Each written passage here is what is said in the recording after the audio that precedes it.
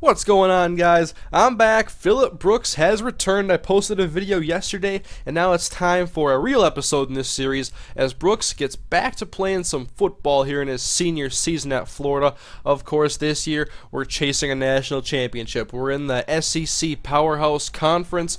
We're hoping we can emerge as a top team in the nation and capture that illustrious national championship and bring Phillip Brooks some glory as we head on out to NCAA 13 next week. We're going to close out this year or last year's version of the game with Phillip Brooks, and here you can see him taking off and getting some yards like he always did in his first 3 years. He loves to take off and run the ball, and now Brooks play action rolling to his right. He's gonna hook up with his tight end for the first down inside the 10-yard line. It's now 3rd and goal. Brooks hits his tight end once more. Touchdown Gators. He'll give him a couple of Gator chomps, whatever they call those things anyway, and that's a touchdown for Florida. We're playing against Eastern Michigan. It's one of those cupcake teams that you always play in week 1, especially if you're an SEC school.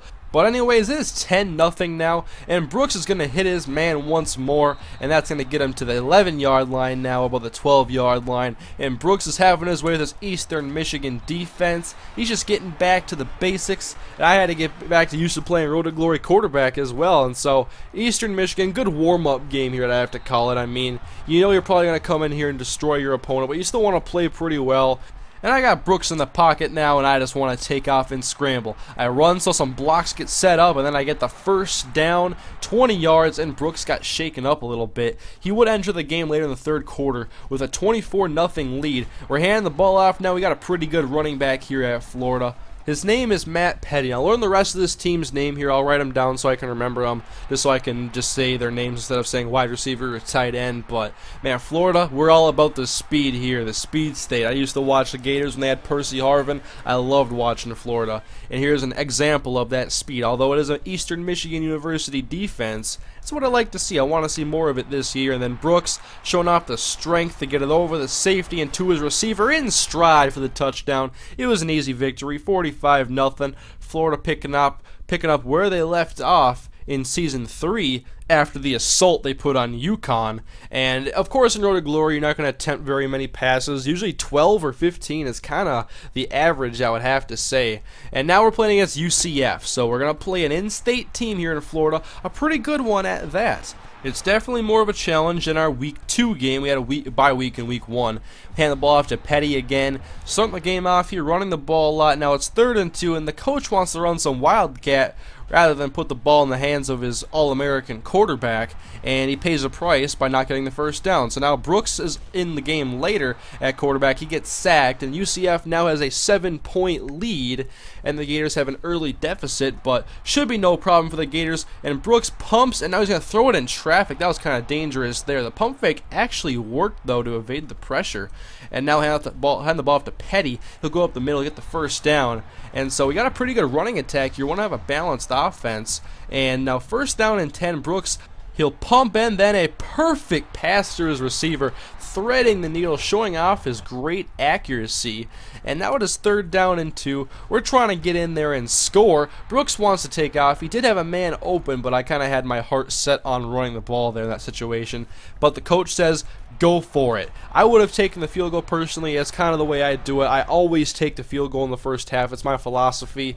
But we do get the first down, and now Brooks back. He's rolling out to his left, and he's going to step up, and no one came to hit him. Brooks dives into the end zone. It's a tie ball game, and then a quick turnover got the Gators the ball again, so Brooks can now make this a 7-point lead if he can get into the end zone. He's taken off, 1st down and more inside the 5. He's knocked out at the 3-yard line, so it's 3rd and goal, 8 seconds to go in the first half. Brooks in the pocket, doesn't like what he sees, so he takes off, dives, and fumbles. Looked like he might have been in the end zone when he lost the ball. We'll have to take a second look at that. That one's a really, really bad turnover in the red zone, but sure enough, looked like that was a legitimate call. Barely. Referees got it right. So it's 13-9 now in the second half. Must have gotten a safety somehow.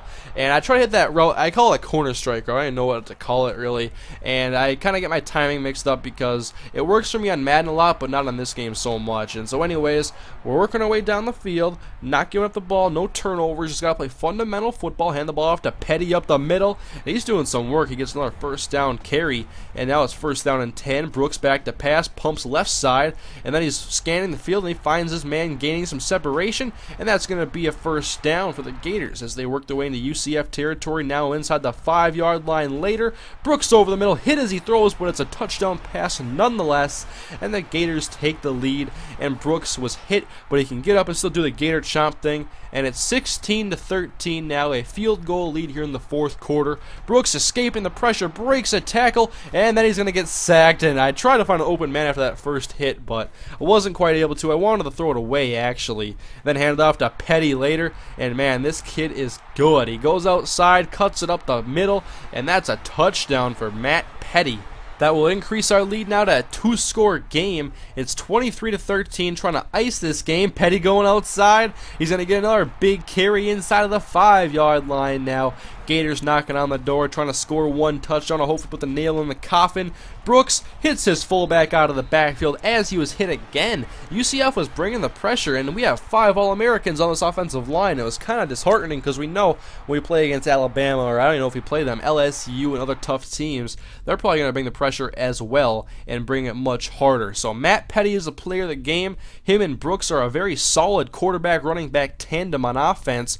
Brooks kind of got shaken up in this game. He got knocked down a few times, but he always got right back up, and most of those plays where he got hit hard were touchdown passes. So he showed some confidence in the pocket, and that's what you need out of your quarterback. So Florida is still a 5th team in the nation.